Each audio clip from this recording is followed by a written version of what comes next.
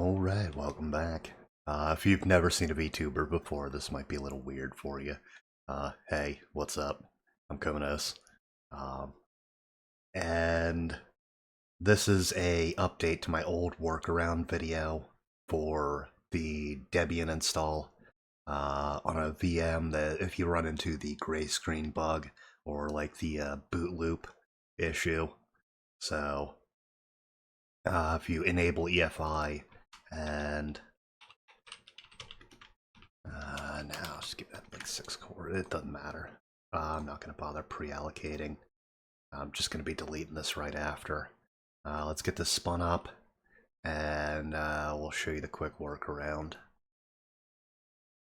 Okay, and normally if you hit this graphical install here, what'll happen is you'll get this screen for a little bit, and then it'll either go to a gray screen here, or it'll just sit here and do this, and boot loop over and over and over.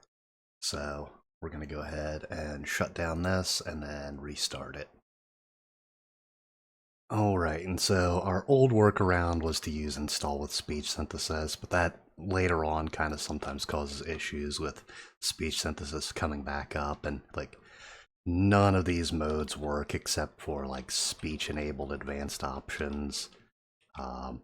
So instead, what we do is we hit E and we edit the parameters, and we do FB equals false, and that will turn off the frame buffer, and then we can just hit Control X, and it'll bring us to a menu that I think it might be an old Curses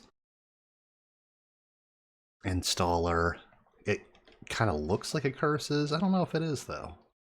It looks like one.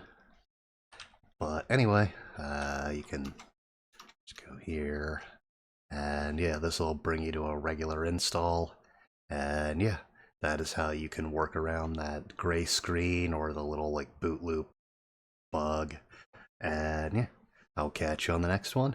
Peace.